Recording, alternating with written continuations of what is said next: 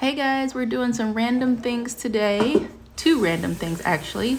I am getting this tank set up for a lobster that we purchased a week or two ago, and he has been destroying my tank. He's killed 3 of my fish, and he has uprooted some of my bulbs from my tank, and he has cut a bunch of leaves off of my plants that are in my planted tank. So I wanted to move him to his own little tank where he could just have his own space. He can dig, do whatever, and he's not at risk of killing anything. And he's really pretty, and I really like having him, but he's just very, very, very destructive. So I got this tank. It's a 5-gallon from Petco. They were having a 50% off sale. So this is where he's gonna get set up.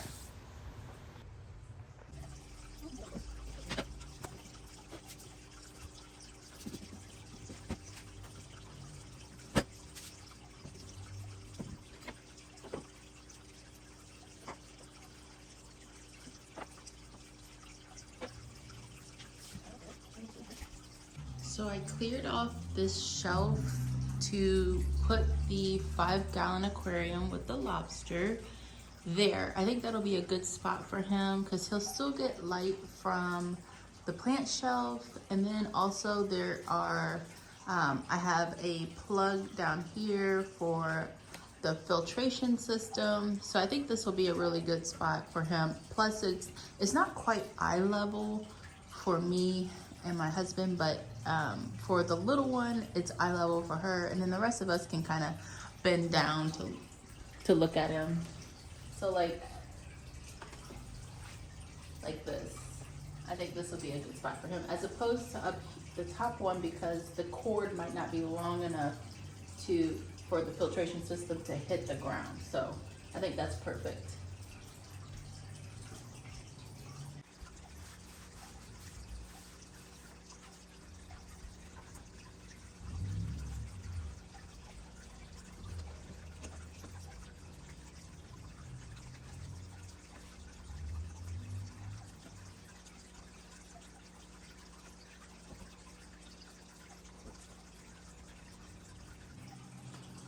So now that I'm thinking about this again, I think the bottom shelf might be better, only because I don't want to put tons of weight on the glass. I think the bottom probably would be better, despite being able to stand up and look at it and, you know, the convenience of that. I don't want this to break through the glass. I don't want to ruin my shelf. So I'm thinking maybe sticking it down at the bottom where you have that base there. Don't mind those yellow leaves, I'll take care of that.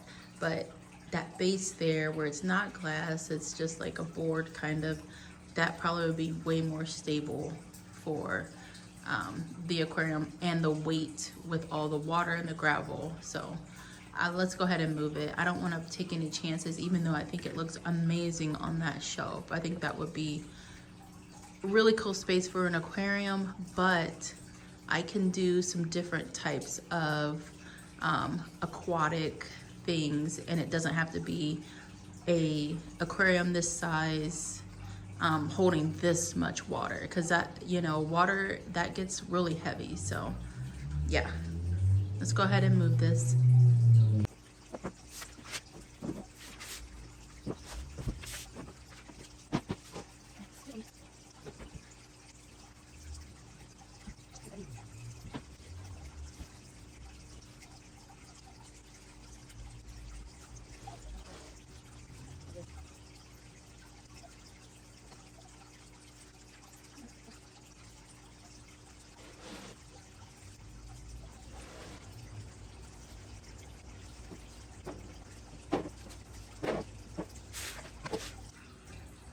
I think this is definitely a better spot for it. I don't think it'll knock the shelf down, but if it should, or if that board should collapse, it's so close to the floor that it won't take the whole shelf down, won't damage anything. And also it is by the plugs, so I do need to get a lid for this. I was already planning on it, but Petco had an aquarium sale. They do these like multiple times throughout the year where they have aquarium sales, and it's just the aquarium only, no extras, and it's 50% off. So this 5-gallon aquarium was like 11 bucks.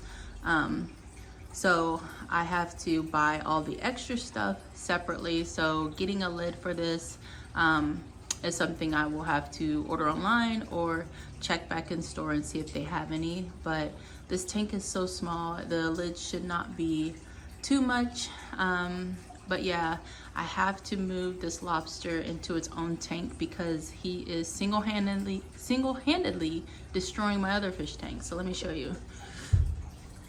Which some of this, well, I'll just tell you. So there he is. You can see him right there. He just molted.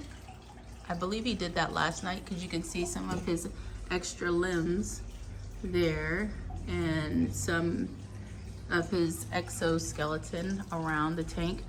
But he's been digging up my plants in here. He's been clipping leaves. He's been uprooting bulbs here, and he's been eating bulbs. There's one right there that he's been munching on. He has killed 2 fish already. So I decided that, okay, he's not fit. We thought he might be okay, you know, in this tank because it's bigger with these fish, but no. So he's got to go into his own tank. And I think, I know I'll be much happier. My fish will be much happier. And I think everybody all around. But he's so pretty. Look at him. He looks really good after his molt.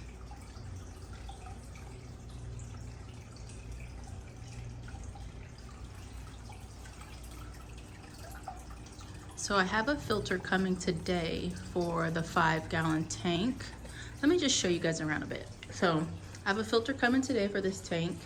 I'll order the lid soon, but then I got another tank 50% off. This is a 29-gallon, and my plan for this tank is to plant it up very heavily. And then I was considering moving these fish in the 10-gallon over here to the 29-gallon, and I'm not, that's what I intended to do, but I might do something different, just depending on, because I'm getting into fish. I'm starting to really love having different tanks going with different fish, different things to look at.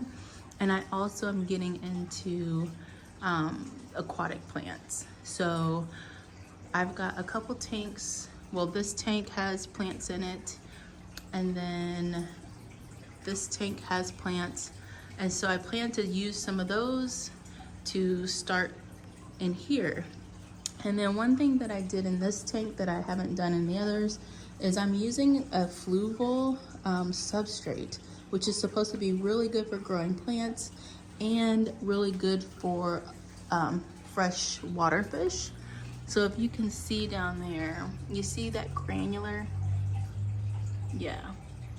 So it's basically volcanic ash, and people use fluval for a lot of different things, for propagating plants, all kinds of stuff. So definitely, if you're interested in different plant propagation substrates, check out fluval and see if it will be right for you. I don't have any opinion of it just yet, except that it is expensive for one bag, and depending on how big your fish tank is, you might have to buy multiple bags. So the bag I bought was, I think it was 20 pounds or 17 pounds, 17.5 or 7 pounds.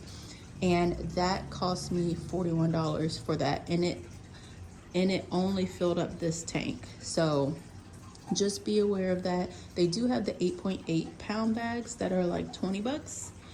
So if you have a smaller tank, that might work for you. Or if you want to use it for propagation, that's plenty to do for propagation, the 8.8 pound bag.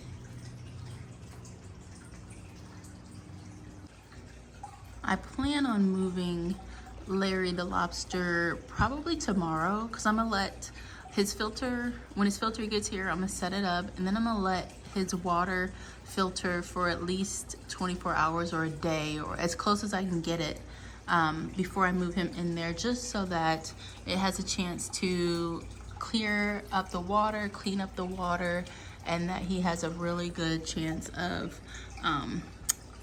adapting over to the other side. So I'm going to be drying some onions. I'm going to be also drying the skins along with it. So I'm just going to cut them into pieces that fit nicely on here. And then after we dry them, we will store them to make onion powder later.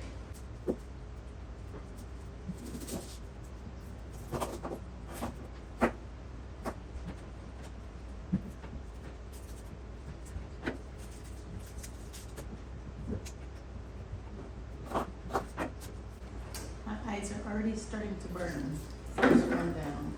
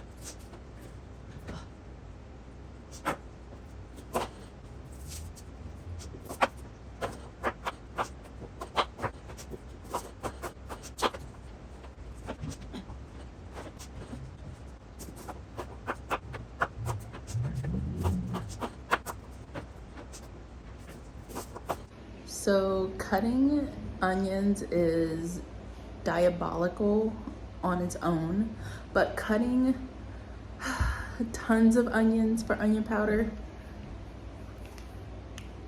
awful, just awful.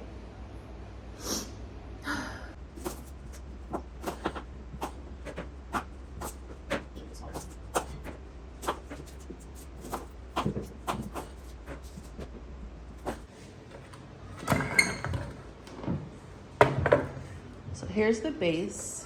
So now I'm gonna add these trays all on top of each other. Now I chunked them up because it was too difficult to try to dice these any further and not be crying and trying to look through tears.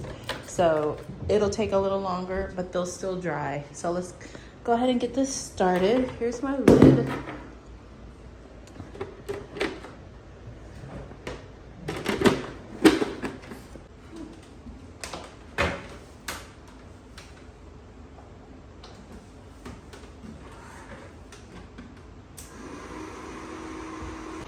So those onions will probably take 24 to 48 hours to dry. I'll turn it off at night and then turn it back on tomorrow morning. But yeah, those are all my homegrown onions. They were small, perfect for drying.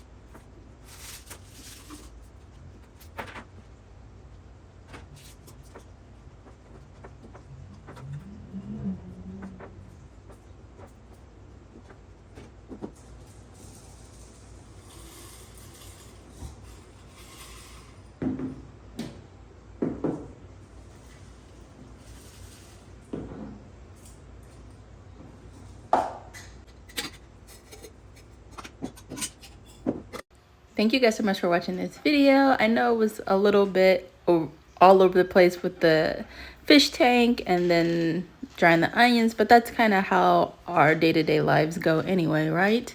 We're not all just doing one thing at a time. But anyways, let me know if you guys have any questions, and I'll see you in the next video. Bye!